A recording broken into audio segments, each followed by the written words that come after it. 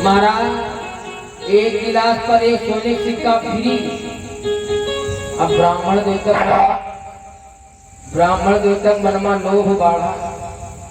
विचार करने मतलब एक गिलास पानी पे एक सोने का सिक्का फ्री।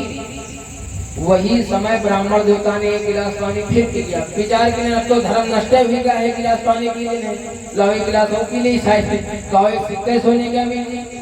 अब ब्राह्मण देवता में सिक्का पीछे एक गिलास पानी फिर पी लिया। अब ने वैश्या 2 गिलास लाई और 2 गिलास लाई, उसी समय गिलास ला करके फिर पानी पिया। और फिर पंडित जी राम राम राम, अब हम थोड़ी पिएंगे, 2 गिलास हमने पानी पी लिया, हमारा फिर तुम धर्म नष्ट कर दोगे। उसने फिर 2 सिक्का दिखाया। ब्राह्मण देवता 2 गिलास पे 2 सिक्का फ्री। अब ब्राह्मण देवता मन में और लोभ बढ़ेला, लाओ अब तो पी ही लीन है, लाओ यहाँ पी ले, तो सिक्के में नहीं है, अपन ऐसे गढ़ी निकल गई। अब तो ब्राह्मण देवता फिर पी ले। अब ब्राह्मण देवता ने पूछा, अब कृपा करके हमका यो बता दो कि लोभ का बाप कौन है। पंडित जी, लोभ का बाप है पाप। तुम पूछ रहे हो पाप का बाप कौन है? लोभ। तुम्हारे अंदर जो ये लोभ है ना, यही पाप का बाप है। यदि आप अपने अंदर लोभ लाओगे तो आप पाप जरूर कर लोगे। ये लोभ ही तो हमें पाप की ओर ले जाता है। तब ब्राह्मण देवता के समझ में आया कि पाप का बाप है लोभ। सभी लोग जान गए पाप का बाप कौन है।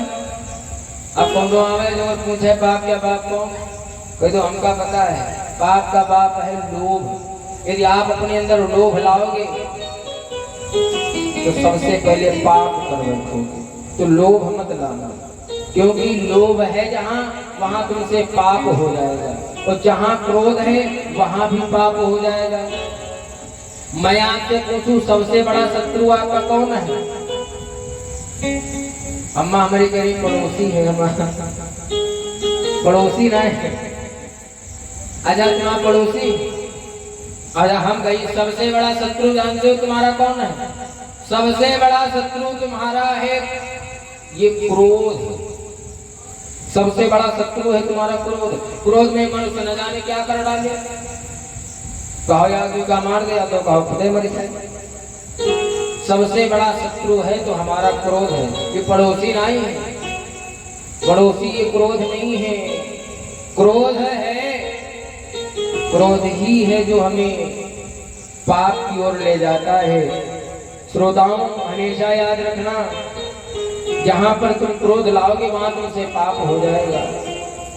जीवन में एक बात मेरी जरूर याद रखना, क्योंकि सभी से प्रेम से बोलना सीखो, प्रेम से बातें करना सीखो, क्योंकि बोली एक अनमोल है। बोली एक अनमोल है, जो कोई बोले जानी, और हिये तराजू तौल के तब मुख बाहर आनी। कहते हैं हमारी बोली अमूल्य है, इसीलिए बोलने से पहले इसे हृदय के तराजू में तोलो। कैसे तोलना है कि हम बोलने जा रहे हैं, लेना चाहिए, सोच समझ के हमें बोलना चाहिए। ये बात हमें यहाँ पर कहनी है या नहीं कहनी है, समझ कर बोलना चाहिए। यदि ऐसे तुम समझ करके बोलोगे, प्रेम से बातों करोगे, तो सदैव आप पर करुणा बरसती रहेगी, सदैव परमात्मा की कृपा प्राप्त होगी रहेगी। कभी पुत्र स्वर्ग का द्वार नहीं होता है। हमने अभी बताया, गरुड़ पुराण में बताते हैं कि माता पिता के अंतिम संस्कार, श्राद्ध और पिंडदान का मुख्य अधिकार पुत्र के पास ही होता है। क्योंकि गरुड़ पुराण के अनुसार पुत्र के हाथों पिंडदान मिलने पर ही आत्मा को प्रेत योनि से मुक्ति और स्वर्ग की प्राप्ति होती है, और पुत्र के जन्म लेते ही पिता अपने पूर्वजों के कर्ज को मुक्त कर देता है। और बताते हैं यदि पुत्र केवल वंश को ही नहीं बढ़ाता है, बल्कि अपने सत्कर्मों से 21 पीढ़ियों को उद्धार कर देता है। यदि पुत्र में इतनी ताकत होती कि तुम्हारी 21 पीढ़ियों को ही ताड़ देगा, पर वैसा पुत्र हो। अभी पुत्र आएगा, कैसा पुत्र है ब्राह्मण देवता के पास, अभी तुमको बताएंगे। और श्रोताओं पुत्र को यह लोक में बुढ़ापे की लाठी और परलोक में आत्मा का सहारा माना जाता है। बस इतना अधिकार पुत्र को दिया गया है। पुत्र तुम्हारा स्वर्ग का द्वार नहीं हो सकता कि तुम्हें वो स्वर्ग ले जाएगा।